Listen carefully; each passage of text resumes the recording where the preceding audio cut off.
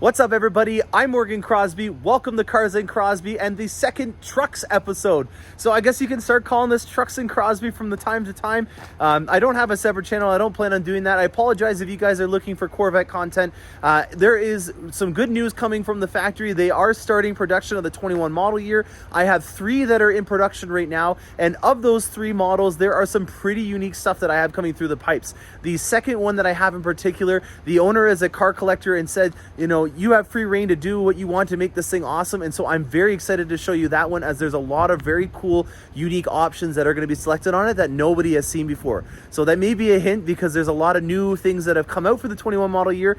So we'll go through that in particular. But while we're on this, I do have a truck here. This is a Z71 Tahoe. It has the Z71 off-roading package. There are some things that I have been neglecting in the truck lineup. I did not really pay attention to the Tahoe in particular.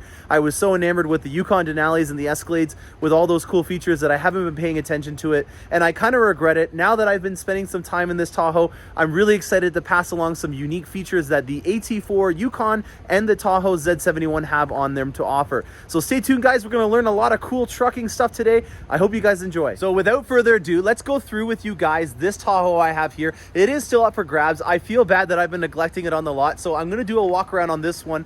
This is a Tahoe Z71 with the Z71 package. It has, right now, it's 4x4 low on it. It is in a high air ride suspension mode, so this is the highest amount of clearance that you can get. And while we have it up here, this is a great time to talk about the new suspension that we have on all of our full-size SUVs coming out of the Arlington, Texas plant. I love how aggressive this thing is. It's very cool to think that this is a full-size luxury SUV that you can get all dolled up, take your kids to work in, I guess not to work, but to school.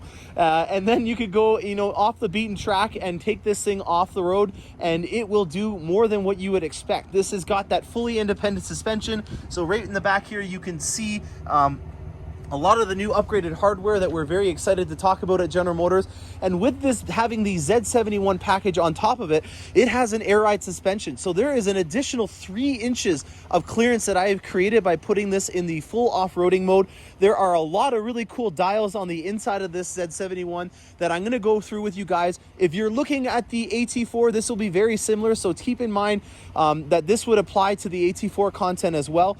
These tires on here are a Goodyear Wrangler. They're actually a very similar tire to what I have on my AT4. It's very similar in nature, but with that air ride suspension and also having magnetic ride control, the suspension on this specific model is miles above what I have on my AT4 Sierra. This has got magnetic ride control, which if you guys have been following along from the Corvette channel, you'll know all about that and its ability to read the road and react based on what conditions you have. And then having that air ride suspension is going to help out if you're towing something very heavy in the back, or obviously for having an increase in ground clearance while you're off-roading. So very cool stuff. I hope you guys enjoyed so far. We're going to take a further look at the packages that are on this specific model and some cool things that I found on the inside of this Tahoe. So with this Tahoe, you have a tailgate that is operational from the key fob. You can also kick underneath if you're wanting to do that. Over here, you'll notice that we have a lot more storage than on the old Tahoes. They're about 6 inches larger than the older generation ones. That's going to equate to a lot more leg room. It's going to equate to a lot more storage. It is a little bit of a longer vehicle, so hopefully it'll fit in your garage, if not outside, because you have remote start to start it up. You've got all these nice controls here to fold down the seats, and then you also have out back here outlets for let's say you're having a little tailgate party. You want to plug in something that you can use a 110 volt AC outlet with. There you go, right there. You also have your USB-Cs on both sides in the 3rd row, and in the 2nd row you've got outlets as well. This thing is very equipped for technology. That's one of the biggest things that I think General Motors as a company is doing really well at, is we've made it so that if you do have technology or future stuff that's going to be coming out, we've already equipped these vehicles with quite a bit of stuff, and also the computer systems in them are completely redesigned. This has got that new Global B architecture. All you need to know from that in particular is that you can do over-the-air updates, so you're not going to have to come into the dealership to get maybe a blind spot sensor recall or something done. It's going to do it all on its own. You know, recalls are not as bad as they sound. A lot of people jibe us for having recalls, but let's be honest. When was the last time that your refrigerator company called you because they found an issue and they wanted to make it better? We're doing these recalls because we're wanting to make sure that you have the best experience possible, and with having over the over-the-air updates like the Tesla models do, it means that we don't have to inconvenience you with having to come into the dealership nearly as often. So I'm very excited because of the technology on these vehicles. And in the inside of this in particular, you're going to notice that there are some cool, unique buttons specific to the Z71 and the Tahoe in particular. Right over here, this control system, I really like the layout of it. I know that on the Escalade you have similar buttons, but it doesn't really do the same as this dial right here. You can adjust this dial around and raise and lower the suspensions. And as you can see, there are so many different modes that you can adjust the Z71 in, and that has a lot to do with that mag ride. You also have here the 4x4 settings, but then this little button at the bottom here will allow you to change the ground clearance of the Tahoe all with the push of a button. That to me is really, really cool. I'm gonna lower it down just so that you guys can see another couple features on it. And in order to do that, because I have it in 4 low, I'm gonna put my foot on the brake, and then I'm gonna go over here and I'm gonna press it into neutral. Once it's in neutral, I can then re-engage it into 4 high, auto, or rear wheel drive. That's the only time that you're gonna have the transmission need to be in something separate. If you, for example, driving your Tahoe along and you came into some upsetting conditions where they were not as good as they were before, you know, maybe you're driving into the country and the roads have a bad crosswind, you can change from being in all-wheel drive or the auto mode or rear-wheel drive all on the fly. And that to me is a really great feature. The only time that you're really gonna need to park the vehicle, put it in neutral, is when you're doing the 4 low. And that's for off-roading, or let's say, for example, there's a big snowdrift at the end of your driveway and you're wanting to get that low-end torque and the clearance available. So just so that you guys see it again, I put the vehicle in neutral. I then put it out of the 4 low and I put it into 4 high. That's gonna mean that you're allowed to do higher speeds. It's pretty self-explanatory. 4 low for low speeds, low end torque. 4 high for higher speeds like highway driving and such as. And then over here, we also have the auto mode. Now the auto mode is going to be for when you're in the cities. The reason why we have this specific auto mode over just always having it in 4 high has a lot to do with your turning radius.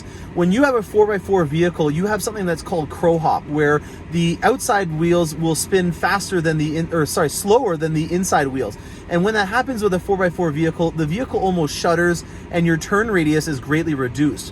When you put the Tahoe or any 4x4 vehicle from General Motors in a full lock turn, the vehicle recognizes that and it will switch it over to being a front wheel drive vehicle so that you can get that awesome turn radius that you have in a normal rear wheel drive vehicle. This is also something that's very reactionary. So if you were coming off the line and the Tahoe did not detect that there was any wheel slippage or any reasons for it to be in 4x4, it will revert it back to being a rear wheel drive vehicle. And that is a great way to save some fuel. Or if you're in the city, even though it's unfavorable conditions, it's going to be able to react upon the conditions because it's not probably as bad as if you were out in the country where there was unplowed roads and stuff like that.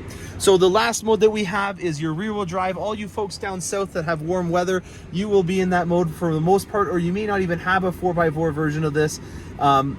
Rear wheel drive is going to help you in saving gas if you're in the northern states and Canada in the summer months. It's where you're going to be able to have 2 less wheels that are being parasitic on your engine.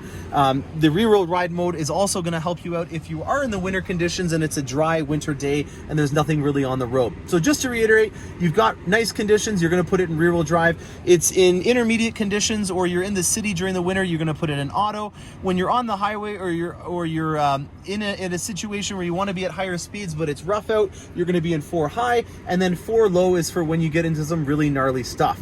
If you're wanting to raise or lower the suspension, you can easily do that by just pressing this button here and then adjusting the ground clearance as follows. It's really cool to watch it go up and down. I really think that that's something that really, again, just brings us into another level of cool performance with the vehicle. Here you can see it going down. That's pretty cool.